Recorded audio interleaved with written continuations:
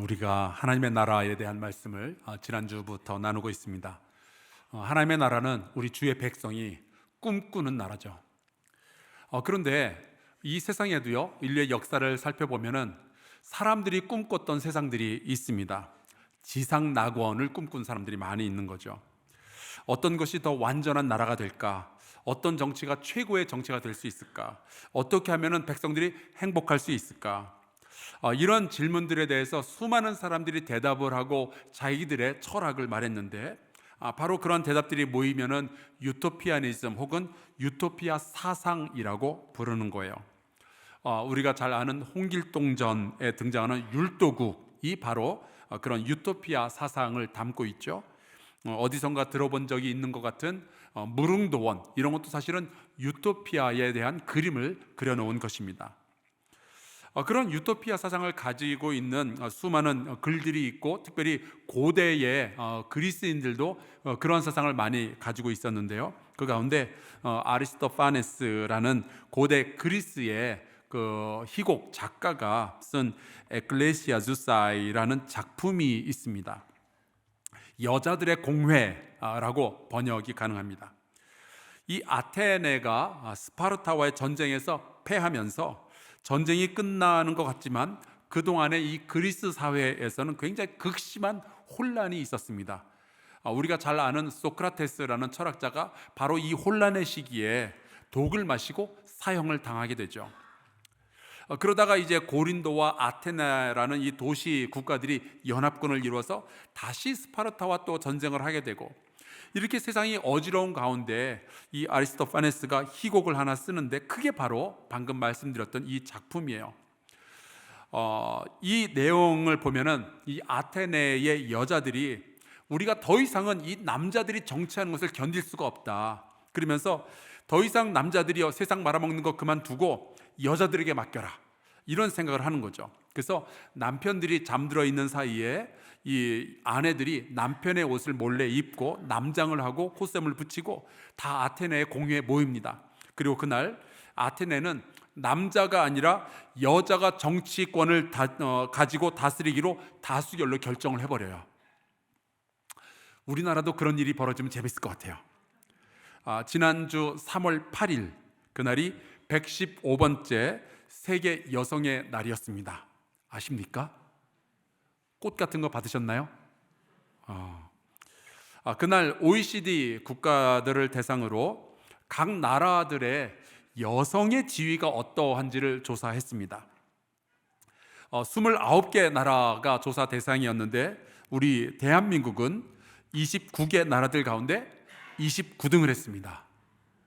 부끄럽죠. 그래도 참 감사한 것은 우리가 29등인데 일본이 28등입니다.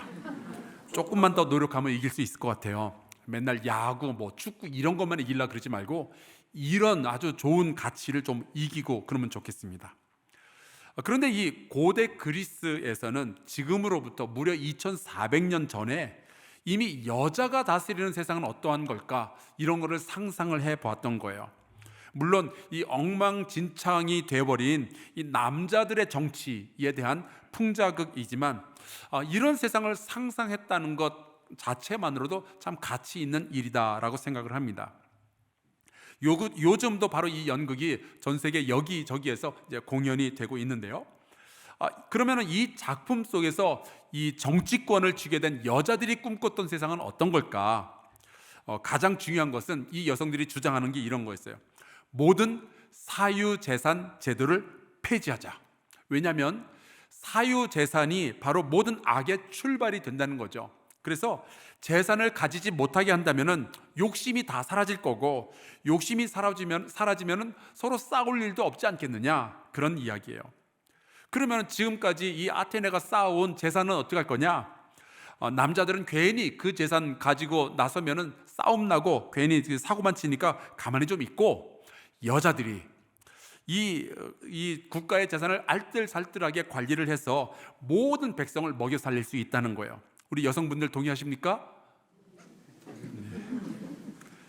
그렇게 되면은 범죄가 다 사라질 거 아니냐? 모든 사람들이 배부르게 먹을 수 있으면 싸우지 않게 되지 않겠느냐? 싸우지 않으면은 재판이라는 것이 없어질 거고, 그러면은 법원은 쓸데가 없으니까 식당으로 사용하면 된다. 바로 여기에서 얼마 있다가 플라톤의 국가론이 나와요. 그리고 2000여 년이 지난 후에는 공산주의의 철학이 바로 여기에서 나오게 되죠. 이런 식으로 사람들은 어떠한 세상이 가장 좋은 세상인가, 그런 것에 대해서 꿈을 꿨고, 그런 것들을 많은 사람들과 유토피아니즘이라는 철학으로 나누었습니다. 그런데 여러분, 성경에 보면은 하나님이 꿈꾸시는 세상이 있는 거예요. 우리가 그것을 하나님의 나라라고 부르죠. 이 하나님의 나라는 남자가 다스리는 세상도 아니고 여자가 다스리는 세상도 아니고, 오직 하나님이 우리의 왕이 되어서 다스리시는 그러한 세상입니다. 그래서 하나님의 나라를 우리가 하나님의 통치라고 이야기를 하기도 해요. 하나님의 사랑, 그것이 통치의 가장 큰 원칙이 되는 거고요. 하나님의 은혜와 하나님의 공의가 살아서 숨쉬는 세상, 그것이 바로 하나님의 나라입니다. 이 하나님의 나라는 그저 어떤 우리가 죽어서 나가는 어떤 영적인 세상이 아니라 하나님의 통치가 이루어지는 이 땅의 모든 공간과 시간과 인격과 인간의 관계, 모든 것을 이야기하는 거예요. 그 하나님의 나라는 구약 성경으로부터 시작해서 신약의 요한계시록에 이르기까지 어디에나 보면 다 기록이 되어져 있는데, 드디어 예수 그리스도께서 이 땅에 오시면서 그 하나님께서 꿈꾸시던 하나님의 나라는 그저 계획이나 예언에만 있는 것이 아니라 드디어 예수 그리스도로 말미암아 이 땅에 시작이 되었다라고 선포가 됩니다.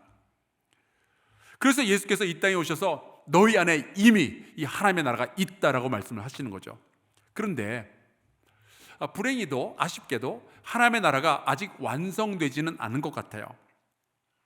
이미 시작된 하나님의 나라이지만 아직 완성이 되지 않은 하나님의 나라, 그 중간 어디에선가 우리가 살아가고 있는 거죠. 그래서 이 땅에 복음이 전파가 됐고 교회가 세워졌고 하나님의 나라가 이미 시작은 되었지만 여전히 우리의 눈에는 이 세상의 수많은 악과 문제들이 보이고 있는 거예요. 우리 안에 예수 그리스도의 복음이 들어왔고 내 안에 하나님의 나라가 시작이 되었는데 여전히 우리는 실수하고 여전히 우리는 죄를 짓는 그런 일들이 있는 거죠. 하나님의 나라가 이미 시작이 되었지만 아직 완성이 되지 않았기 때문에 우리가 사철의 봄바람 불어있고 찬송을 하면서 또 한쪽에서는 구주여 광풍이 불어 큰 물결이 뛰놀며, 우리 안에는 평화와 어지러움이 동시에 존재하고 있는 겁니다.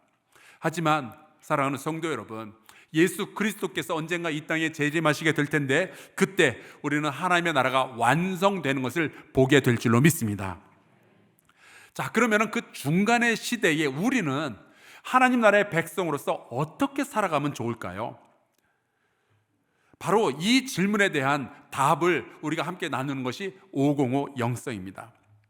오늘 우리가 함께 읽은 이 신명기 15장은 모세가 이스라엘 백성을 이끌고 애굽을 탈출한 뒤에 무려 40년이 지나서 가나안 땅에 들어가기 전에 이스라엘 백성을 모아놓고 나누었던 하나님의 말씀, 마지막 그의 설교였어요. 물론 40년 전 시내산에서 이 이스라엘 백성을 모아놓고 같은 말씀, 출애굽기와 레위기의 말씀을 다 나누었습니다. 하지만 40년이 지나는 동안에 많이 까먹기도 했거니와 거의 대부분의 사람들이 다 죽죠. 그때 말씀을 들었던 사람들은. 그리고 그때 어렸던 사람들이 드디어 이제 어른이 되어서 가나안 땅에 들어가기 일보 직전이 된 거예요. 그래서 그들에게 다시 한번 말씀을 가르쳐 주는데, 이제 앞으로 너희가 가나안 땅에 들어가면은 이러한 나라를 만들어야 된다라면서 주었던 말씀이 바로 오늘 우리가 읽은 이 말씀이죠. 그런데 너희가 그 땅에 들어가서 하나님의 복을 많이 받고 살아야 되지 않겠느냐, 너희가 그 땅에 들어가면 정말로 행복한 나라를 만들어야 되지 않겠느냐, 그런 이야기를 하는 거죠. 사랑하는 성도 여러분, 하나님의 복을 풍성히 받으시기를 주 이름으로 축원합니다. 근데 복 받으려면 어떻게 해야 되는지 오늘 말씀에 그 조건이 나와 있는 거예요. 첫째, 매 7년 끝에는 면제하라. 이게 바로 안식년 제도입니다. 이 제도는 사람이 빚진 것 때문에 억압받거나 혹은 인생이 파탄나지 않도록 막는 법이에요. 그래서 이제 우리가 일주일에 한 번씩 주일날 이렇게 모여서 예배를 드리는 것처럼, 유대인들은 일주일에 한 번씩 안식일을 지키는 것처럼 7년마다 한 번씩은 안식년을 꼭 지키는데, 그 해에는 모든 사람의 모든 빚을 전부 탕감하고 없애버려야 된다는 거예요. 그게 하나님의 법이었어요. 물론 사람이 살아가는 이 세상 속에서는 돈을 꾸어주기도 하고 돈을 갚기도 하는 그런 일이 없어지지는 않겠지만, 적어도 하나님의 백성들이라면 빚 때문에 사람이 불행해지거나 혹은 사람의 인생이 파괴되거나 혹은 그 빚 때문에 사람이 노예가 되는 일들은 막아야 한다는 것이 하나님의 명령이었습니다. 너희가 만약 이렇게 할 수 있다면 내가 너에게 복을 부어주겠다 하시는 거죠. 사실 하나님께서 이스라엘 백성을 애굽의 억압과 고통과 그들의 노예 생활에서 구출하셔서 홍해를 건너고 광야까지 데리고 가시고, 또 거기서 가나안 땅으로 입성해서 가나안 땅을 차지하게 하시려는 이유는 그들을 노예의 삶에서 구원해내기 위함이었거든요. 더 이상은 억눌리지 말라고 그들에게 자유를 주시려고 가나안까지 데리고 가시는 거예요. 그런데 가나안 땅에서 또다시 가난한 사람들이 빚지고 그들이 노예가 되면은 이거는 하나님의 뜻이 아닌 겁니다. 그래서 안식년 법을 만들어서 너희는 그때 모든 빚을, 모든 부채를 전부 탕감하고 없애버려야 된다라고 말씀하시는 거예요. 저는 이 말씀을 보면서 오늘날의 한국 사회를 떠올려 봤습니다. 작년 기준 대한민국의 가계 부채가 1859조 원이래요. 한 사람당 3,600만 원꼴, 3명이 함께 살면은 1억 원이 넘는 빚을 우리가 지고 살아가는 거죠. 사실 우리와 같은 이 자본주의 사회에서는요, 빚을 지기도 하고 빚을 갚기도 하면서 살아가는 것이 굉장히 자연스러운 일입니다. 때로는 이 부채를 통해서 새로운 사업을 일으킬 수도 있고요, 이 부채를 통해서 지금 눈앞에 닥쳐 있는 어려움을 우리가 이겨낼 수도 있잖아요. 근데 어느 순간에서부터인가 이 자본주의 사회의 법칙들이 이 부채라는 것이 사람을 노예로 만든다면, 여기서부터는 우리가 진지하게 생각을 해봐야 되는 거예요. 과연 하나님께서 이러한 일도 기뻐하실 것인가? 제가 목사로서 살다 보니까 빚진 것 때문에 미래의 꿈을 잃어버린 젊은이들을 종종 만나게 됩니다. 미래의 꿈을 잃어버리는 대신에 자살의 꿈을 꾼 청년들을 만나게 돼요. 빚이 사람을 파괴하는 거예요. 저도 미국에서 사는 동안에 유학생 시절에 아틀란타에서 살다가 LA로 이사를 하는 과정에서 아틀란타에 있었던 그 은행 잔고를 다 털어버리고 LA로 갔는데 뭔가 일이 잘못돼가지고 크레딧 카드 사용하는 잔액이 한 10불 정도가 남아 있었는데 그거를 갚지 않았다고 나중에 저에게 편지가 날아오는데요. 추심이라 그러나요? 그 전문 회사가 저한테 연락을 보낸 거예요. 우리가 너의 모든 신용을 전부 망가뜨려 버리겠다. 돈을 달라. 겨우 10불도 안 되는데, 제가 그때 그 편지를 받으면서 빚이라는 게 한 사람의 인생과 가정을 망가뜨릴 수 있구나, 제가 그것을 처절하게 깨달았죠. 그런데 저처럼 10불, 20불 정도가 아니라 막 1,000만 원, 2천만 원 이 빚을 갚지 못하는 젊은이들이 지금 우리 땅에 얼마나 많이 있는지 몰라요. 만약에 우리가 이 법을 만드신 하나님의 마음이 아니라 이 제도에만 집중을 한다면, 이런 법은 어디다 써먹나, 이건 실행 가능하지 않다라는 생각을 할지도 모르겠습니다. 왜냐하면 사람이 빚을 지게 되는 이유가 단순히 가난만은 아니잖아요.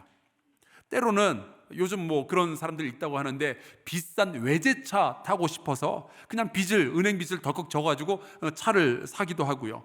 어떤 사람들은 지나치게 큰 집을 사서 거기서 살려고 그러다가 빚을 지기도 하죠. 심지어 빚내가지고 주식 투자하고 빚내가지고 비트코인 사고 그런 사람들도 있어요. 그러면 그런 경우는 어떻게 할 거냐? 만약에 이 신명기 15장에 나오는 이 빚에 대한 법이 실제로 실행이 되면 분명히 악용하는 사람도 생겨날 거다. 저는 충분히 예상 가능한 것 같아요. 돈을 꾸고 7년간 안 갚고 도망 다니는 거예요. 그러면 빚이 면제되니까 배째라 그러면서 버티고 7년 만에 나타나서 빚 없어졌지? 얼마나 얄미워요, 여러분.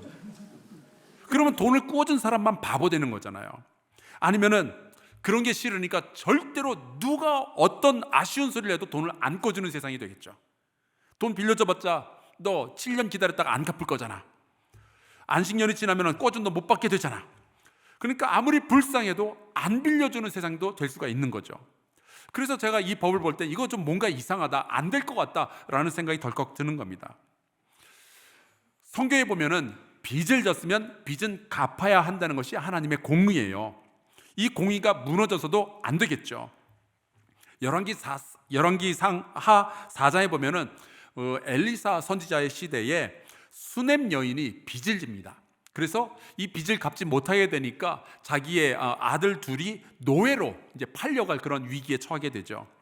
그때 엘리사 선지자가 나타나서는 그 채권자들을 만나가지고 이 나쁜 놈들아 빚을 다 없애버려라 그렇게 이야기한 게 아니라 대신 기름을 많이 만드는 기적을 일으키게 됩니다. 그때 엘리사 선지자가 이렇게 이야기를 하죠. 열왕기하 4장 7절 그 여인이 하나님의 사람에게 나아가서 말하니 그가 이르되 너는 가서 기름을 팔아 빚을 갚고 남은 것으로 너와 내 두 아들이 생활하라 하였더라. 여러분, 빚을 지고 또 빚을 갚고 이거는 우리 사회에 일상적으로 일어나는 굉장히 자연스러운 일이고요. 고대 이스라엘 사회에서도 있었던 일입니다. 그리고 이것이 누군가에게 도움이 될 수도 있는 거예요. 사실은 아프리카나 동남아의 선교지에 가보잖아요. 거기에서는 이렇게 이렇게 자그마하게 돈을 꾸어주고 나중에 그것을 받고 하는 이 마이크로 파이낸싱이라는 것이 얼마나 중요한 선교의 도구로 사용되고 있는지 몰라요.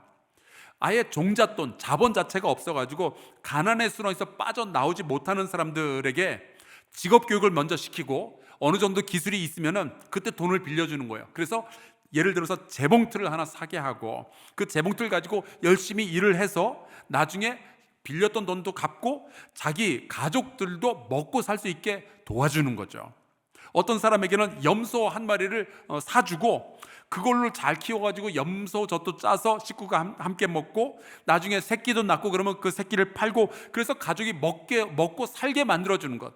이런 게 뭐가 나쁘겠어요? 참 좋은 일이잖아요. 그래서 여러분 우리가 이 신명기 15장 1절에서 우리가 정말로 들여다봐야 되는 것은 어떤 제도냐 그게 아니라 하나님의 마음이 어떠한지 이거를 우리가 들여다봐야 되는 거예요.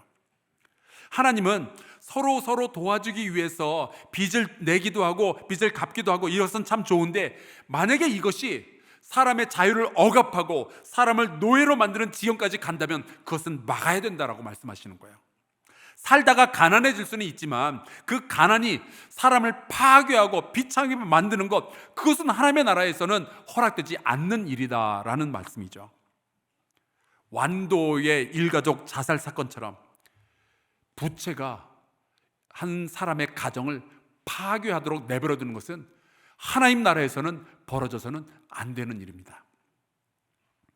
성경을 읽다 보면은 하나님은 주의 자녀가 그 어떤 것에도 억눌리는 것을 원치 않으시고 오히려 우리에게 자유를 주기를 원하셔요. 오죽하면은 선악과를 동산 중앙에다가 세워놓고 그것을 따먹을지 말지도 자유롭게 선택하도록 만들어 두셨겠어요.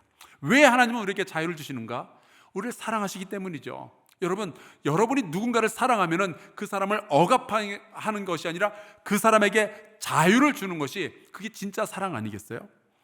주의 영이 계신 곳에는 자유함이 있고 진리가 우리를 자유롭게 하는 것, 바로 그것이 하나님의 나라의 현실이 되는 거죠. 그래서 시편 146편에 보면은 이렇게 되어 있습니다. 억눌린 사람들을 위해 정의로 심판하시며 줄인 자들에게 먹을 것을 주시는 이시로다. 여호와께서는 갇힌 자들에게 자유를 주시는도다. 하나님은 우리 모두에게, 인류에게 자유를 주기를 원하셔요. 그런데 왠지 이 신명기 15장 1절에 나오는 이 안식년 법, 모든 빚이 다 한꺼번에 일순간에 사라지는 이 법이 시행이 되면은 왠지 돈을 빌린 사람이 아니라 돈을 빌려준 사람이 손해볼 것 같은 느낌 안 드세요? 부자가 오히려 억압받는 듯한 그런 느낌을 받게 되죠. 아니, 부자가 되는 게 그게 잘못된 일입니까? 부자로 사는 것이 그게 죄 짓는 일입니까? 아니잖아요. 하지만 가난한 자들을 돕고 억눌린 자들을 자유롭게 해주는 것은 우리가 반드시 복을 얻게 되는 방법이기도 하니까 혹시 여러분 가운데 넉넉한 분들이 있다면 이 말씀을 꼭 들으셨으면 좋겠어요. 우리가 누군가를 자유롭게 해주고 그 사람의 가난을 그 사람이 가난으로부터 벗어나도록 도와주는 것은 또한 우리가 복 받는 일이기도 합니다. 하나님께서 이렇게 말씀하시죠. 내가 만일 내 하나님 여호와의 말씀만 듣고 내가 오늘 내게 내리는 그 명령을 다 지켜 행하면 내 하나님 여호와께서 내게 기업으로 주신 땅에서 내가 반드시 복을 받으리니 너희 중에 가난한 자가 없으리라. 하나님의 나라가 이루어지게 되면요, 하나님의 백성이라면 하나님의 법을 지키면 지킬수록 부자는 더 복을 받게 된다고 하나님이 말씀하셔요. 그리고 부자가 이렇게 하나님의 말씀대로 살아가면 가난한 자들이 점점 더 가난에서 벗어나게 된다고 주께서 말씀하시는 거죠. 그러니까 부자도 잘 되고 가난한 사람도 잘 되는 방식을 하나님께서 제공해 주신 거예요. 문제는 과연 이 하나님의 말씀을 그대로 믿고 우리가 그렇게 살 수 있겠느냐 하는 건데, 놀라운 사실을 하나 알려드릴게요. 신명기의 이 말씀 이후로 이스라엘이 가나안 땅에 나라를 건설하고 수많은 왕들이 나왔고 나중에 바벨론에게 나라가 망하고 로마 제국에 의해서 이 이스라엘이라는 나라가 완전히 파괴될 때까지 거의 한 1500년 정도의 시간이 있었는데, 오늘 우리가 읽었던 이 신명기 15장 1절의 말씀은 제대로 지켜진 적이 단 한순간도 없었어요. 1500년 내내 아무도 그렇게 안 했습니다. 아무도 그렇게 믿지 않았던 거예요. 이스라엘 사람들이 애굽의 노예 생활에서 탈출했던 것이 그들의 힘으로 된 게 아니었잖아요. 순전히 하나님의 은혜였죠. 그들이 홍해를 건넜던 것도 하나님의 은혜였잖아요. 그들이 광야의 40년의 세월을 견뎌냈던 것도 다 하나님의 은혜였잖아요. 그들이 요단강을 건너서 가나안 땅에 들어가 가나안 땅을 정복할 수 있었던 것도 다 하나님의 은혜였잖아요. 그런데 그들은 하나님의 법을 믿을 수는 없었던 거예요. 하나님의 나라가 세워지질 않는 거예요. 믿질 않으니까. 그러던 어느 날 예수께서 이 땅에 태어나시고 이 땅에서 새로운 사역을 시작하시면서 놀라운 말씀을 선포하십니다. 누가복음 4장. 이사야 선지자의 글을 들이거늘 책을 펴서 이렇게 기록된 데를 찾으시니 곧 주의 성령이 내게 임하셨으니 이는 가난한 자에게 복음을 전하게 하시려고 내게 기름을 부으시고 나를 보내사 포로된 자에게 자유를, 눈먼 자에게 다시 보게 함을 전파하며 눌린 자를 자유롭게 하고 주의 은혜의 해를 전파하게 하려 하심이라 하였더라. 이 말씀을 하시고 예수님은 누구를 찾아가는고 하니 가난한 사람들, 병자들, 이방인들, 죄인들을 찾아가시는 거예요. 그리고 그들의 친구가 되어주시죠. 그리고 그들을 병에서 자유하게 하시고 모든 억눌림에서 풀어주시는 거예요. 상처에게 노임받게 해주시는 거예요. 귀신으로부터 자유롭게 하여 주시는 거예요. 예수님은 그렇게 하나님의 나라를 선포하시고 하나님의 나라를 이 땅에 시작을 하셨어요. 그리고 우리에게 하시는 말씀이 너희도 이 나라의 백성이 되어주겠느냐 말씀하시는 겁니다. 그리고 오순절날 성령이 임하셨어요. 그날 성령 받은 사람들이 권능을 받고 믿음을 얻게 되더니 초대교회 성도들은요, 가난한 자들을 구제하는 일부터 시작을 합니다. 교회가 세워지는 곳에서는 가난한 자들이 먹을 수가 있게 되었고 병든 자들이 치료를 받을 수가 있게 되었고요, 억눌린 자들이 자유를 얻게 되죠. 여러분, 우리나라에 150년 전에 복음이 이 땅에 들어왔을 때도 마찬가지 일들이 일어났어요. 선교사들이 들어와서 학교를 세우고 가난한 자들을 돕는 기관들을 세우고 병원을 세우죠. 그래서 교회가 세워지면 그곳에서 자유가 선포가 되어지고 남과 여가 평등하다는 가르침이 행해졌고 부자와 가난한 자가 함께 살아가는 교회, 성도들이 만들어지기 시작하는 거예요. 자, 이제 21세기를 살아가는 우리는 어떻게 살면 좋을까요? 이미 시작된 하나님의 나라, 하지만 아직 완성되지 않은 그 하나님의 나라 중간의 시대를 살아가는 우리는 어떻게 하나님 나라의 백성으로 살아갈 수 있을까요? 하나님의 나라는 우리의 마음이나 우리의 상상 속에만 머무르는 것이 아니라 우리가 매일매일 부딪히면서 살아가는 이 땅에 세워져야 되는데, 그러면 우리는 어떤 식으로 살아가면 좋을까요? 하나님께서 원하시는 대로 가난한 자들을 돕고 억눌린 자들에게 자유를 베푸는 삶을 살아야죠. 그게 우리 교회가 날마다 기도하며 해야 할 일이 되는 거예요. 성령께서 우리 모두를 도와주실 줄로 믿습니다. 그래서 이번에 우리 교회에서는 집고치기 프로젝트가 다시 시작을 하는 거예요. 그래서 우리 교회에서는 화요일마다 소망의 도시락을 가지고 153명의 이 지역의 외로운 노인들을 찾아가서 같이 식사를 하면서 대화를 나누고 있는 거죠. 그래서 우리는 이번 사순절 기간 동안에 미얀마의 정치적으로 억눌린 백성들에게 복음을 전하기 위해서 사순절 헌금을 하고 있는 거고요. 일제 강점기 시절에 바로 이 하나님 나라의 백성의 삶을 살았던 아주 귀한 분인데요, 이가순 선생 그리고 그의 아들 이원재 선생의 이야기를 여러분과 나누고 설교를 마무리하려고 합니다. 이가순, 아마 이분의 이름을 많이들 들어보지 못하셨을 거예요. 하지만 그 원산에서 3.1절 만세 운동을 이끌었던 분이고, 평안도에서는 조만식 선생, 함경도에서는 이가순 선생, 이런 말이 있을 정도로 그 당시에는 굉장히 사회적으로 영향력이 큰 분이었습니다. 이분이 원산에서 사실 때 상리교회에서 신앙생활하면서 은혜를 받죠. 그리고 억압받는 조선의 백성들을 도울 생각을 시작합니다. 그 일제의 아주 잔혹한 압제에 의해서 눌려있는 백성들에게 어떻게 해서든지 자유와 기쁨의 소식을 전하고 싶었던 거예요. 3.1절 만세 운동을 참여하면서 옥고를 치르기도 했지만 지속적으로 독립운동도 할 뿐만 아니라 가난한 백성들을 도와주고, 이들이 일본 사람들에 의해서 압제를 당할 때는 그들을 품어주고 보호해주는 그런 역할도 하게 됩니다. 이분이 또 하나 했던 일이 있는데, 자기의 자녀들을 말씀으로 계속 교육시키는 거예요. 왜냐하면 이 거대한 일은 자기 혼자서는 할 수 없으니까 온 가족이 함께 하기 위해서 준비하는 거죠. 이분에게는 이원재, 이형재, 이인숙, 이원숙 4명의 남매가 있었고, 그들을 잘 말씀으로 키웠습니다. 그 가운데 이원재라는 아들이 의사였어요. 이분이 강릉에 관동병원을 세우고 돌아다니면서 가난한 사람들을 치료하는 그런 일들을 하게 됩니다. 그러면서 이분이 강릉중앙감리교회의 장로가 되죠.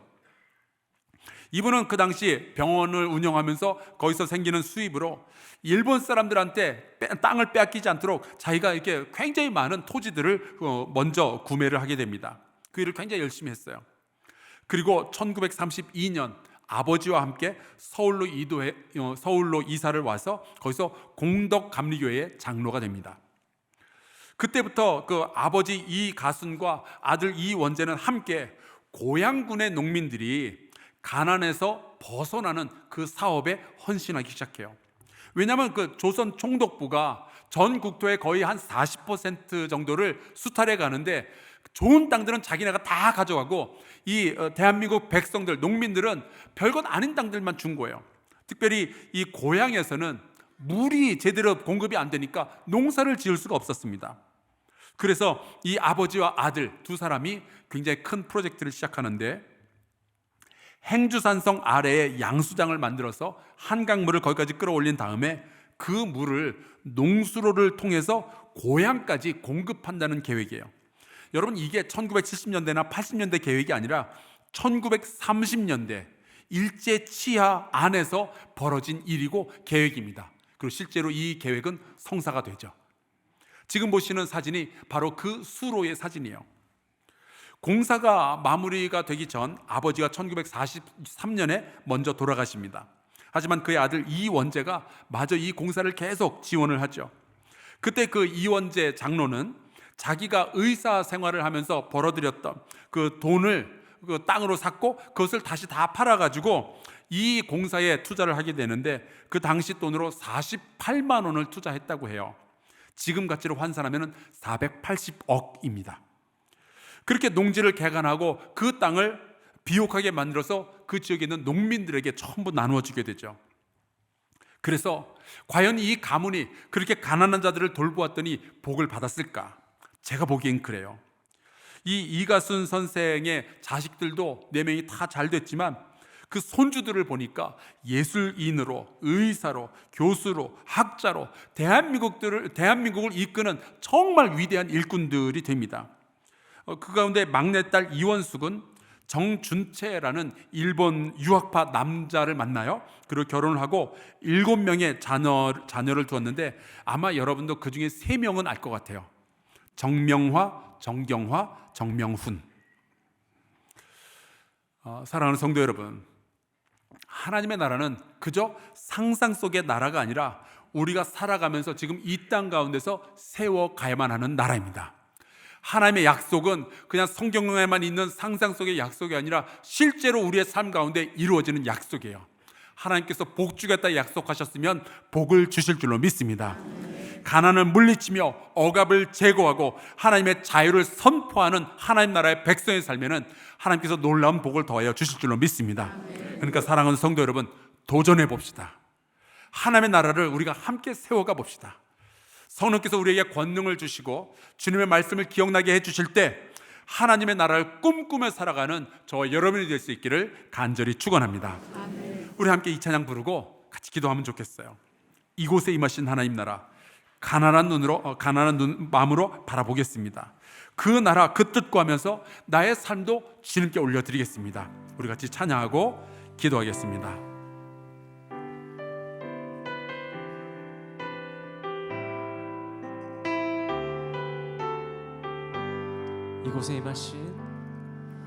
이곳에 임하신 하나님 나라, 가난한 마음으로 바라보리라.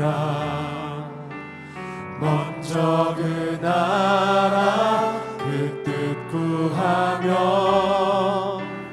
나의 삶 드리리. 주님이 맡기신 하나님 나라, 믿음의 눈으로 바라보리라. 하늘의 뜻이 이 땅 가운데 완성될 그날까지 믿음하여 그 위에 서리라. 하나님의 나라는 무너지지 않으리.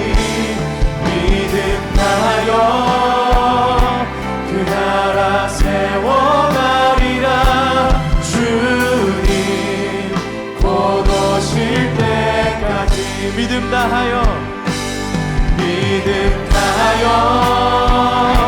그 위에 서리라. 하나님의 나라는 무너지지 않으리. 믿음하여 그 나라 세워가리라. 주님 곧 오실 때까지.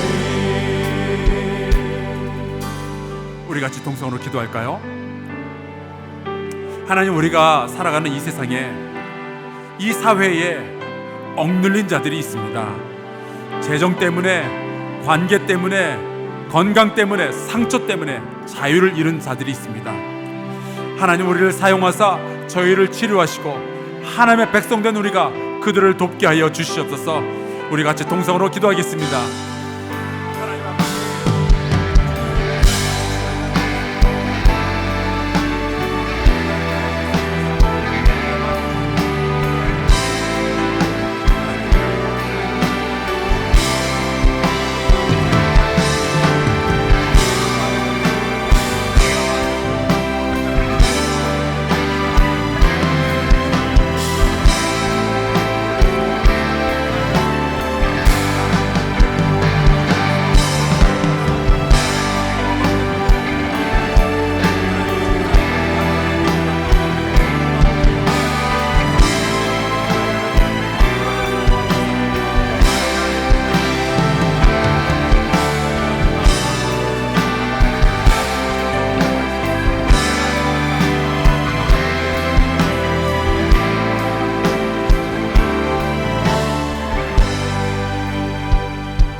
하나님 아버지, 예수 그리스도를 통하여 하나님 나라의 복음이 이 땅에 선포됨을 감사드립니다. 이제 교회가 하나님의 통치 안에 거하게 하여 주옵소서. 복 주시겠다는 하나님의 약속을 믿고 이 땅의 가난한 자들을 돌보며 눌린 자들을 자유롭게 하는 일에 우리 교회가 나서게 하여 주옵소서. 한사랑교회 모든 선교와 구제 사업에 주께서 복 주사 이 모든 사역을 통하여 하나님의 통치하심이 이 세상에 분명히 드러나게 하여 주시옵소서. 예수 그리스도의 이름으로 간절히 기도하옵나이다. 아멘.